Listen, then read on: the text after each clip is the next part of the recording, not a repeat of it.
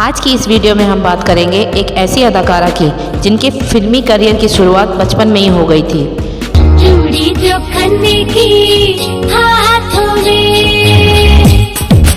रिया सेन ने कई सुपरहिट फिल्मों में काम किया और वह बॉलीवुड की बहुत सी फिल्मों में लीड एक्ट्रेस की भूमिका में नजर आ चुकी थी, लेकिन उनके साथ हुआ एक ऐसा हादसा जिसकी वजह से उनका पूरा करियर बर्बाद हो गया और वह इतनी मजबूर हो गई कि उन्होंने बॉलीवुड को छोड़ना ही ठीक समझा। नई दिल्ली की रहने वाली रिया सेन शाही राजघराने से ताल्लुक़ रखती थी, जिन्होंने हिंदी में ही नहीं बल्कि बंगाली, तेलुगु और तमिल फिल्मों में भी काम किया। बॉलीवुड छोड़ने के बावजूद भी रिया सेन कई और भाषाओं की फिल्मों में काम करती रही।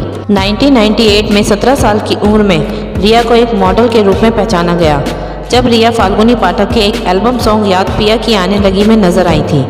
तब से लेकर अब तक वह कई फिल्मों में म्यूजिक वीडियो और फैशन शो में दिखाई दे चुकी हैं। 42 साल की उम्र में रिया सेन की खूबसूरती और फिटनेस को देखकर कोई उनकी उम्र का अंदाज़ा नहीं लगा सकता। रिया सेन के पिता भारत देव वर्मा त्रिपुरा राजघराने के शाही परिवार से थे। रिया सेन की मां मुनमुन सेन और दादी सुचित्रा सेन अपने ज़माने की काफ़ी लोकप्रिय अभिनेत्री रह चुकी हैं। रिया ने अपनी करियर की शुरुआत 5 साल की उम्र में की। उन्होंने पहली बार अपनी मां की बेटी की भूमिका निभाई थी। 1991 में आई विश्वकन्या में उन्होंने एक बाल भूमिका निभाई। 2001 में आई एन चंद्रन की कम बजट वाली और कॉमेडी फिल्म स्टाइल, जिसमें रिया सेन ने लीड एक्ट्रेस के रूप में अपने करियर की शुरुआत की।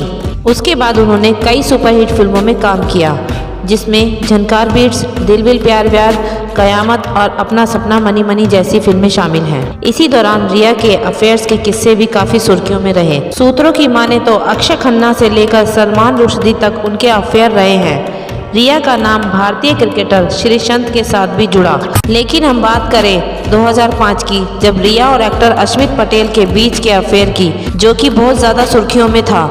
इसी दौरान दोनों का एमएमएस लीक हो गया था, जिसके बाद बहुत विवाद हुआ और इस एमएमएस के लीक होने का भी आरोप रिया पर लगा कि रिया अटेंशन पाने के लिए ये सब कर रही हैं। रिया और अश्मित ने इस वीडियो को फेक बताया। एमएमएस फेक ही सही, लेकिन इसके लीक होते ही एक्ट्रेस का पूरा करियर बर्बाद हो गया और मजबूर होकर उन्होंने बॉलीवुड से दूरी बना ली थी। रिया ने 2017 में अपने बॉयफ्रेंड शिवम तिवारी से शादी रचाई थी। रिया आज भी अन्य भाषाओं की फिल्मों में काम करती नजर आती हैं।